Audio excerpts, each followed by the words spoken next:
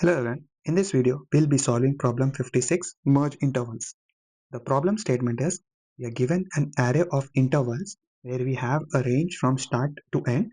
We need to merge all overlapping intervals and return an array of non-overlapping intervals that cover all of the given input. In example number 1, with these ranges given to us as the input, the range from 1 to 3 and 2 to 6 overlap with each other, so which was merged as 1, 6, and the remaining two ranges are not overlapping, so they are returned in the output as is.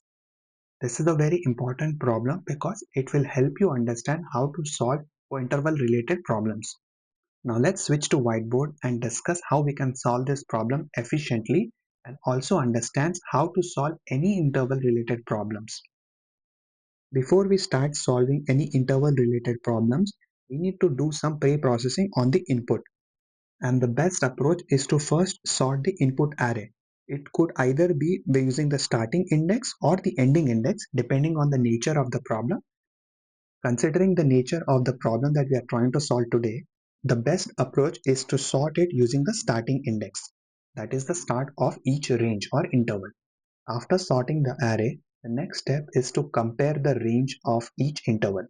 The way to determine if the two ranges are overlapping is to compare the first interval's end to the next interval's start.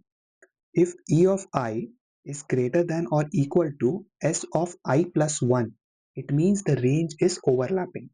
For example, if the first range here is 0, 2 and the next range is 1, 4, we are using the formula, we are comparing this 2 with the 1 of the next range.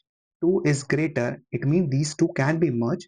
So the resulting range or interval will be 0, 4. And if the condition is not met, it means there is no overlap. So we will add it as a separate element. I hope you got an idea about how we are solving this problem by comparing the end of the first interval with the start of the next one to determine if it is an overlapping interval or not. With this solution, our time complexity is O of n log n, as we need to first sort the input before running a for loop to compare the ranges. The space complexity is O of n, as we are building the output with all of the ranges which are non-overlapping. So in the worst case scenario, it could be n, which is the size of the input array. I hope you are able to understand this explanation. Let me show you how we can implement this using C#. Here is my C# solution.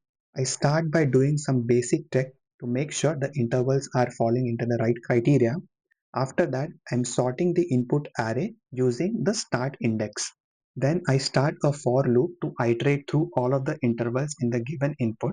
Inside the for loop, I am checking if the current interval's end index is greater than or equal to the previous index start. If the criteria is met, it means the range can be extended. So I am calculating the maximum between the two ranges and saving it back into the current interval.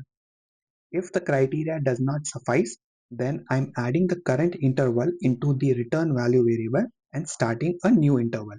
After the for loop is complete, I'm adding the last interval that was processed into the merged list and returning it as our output.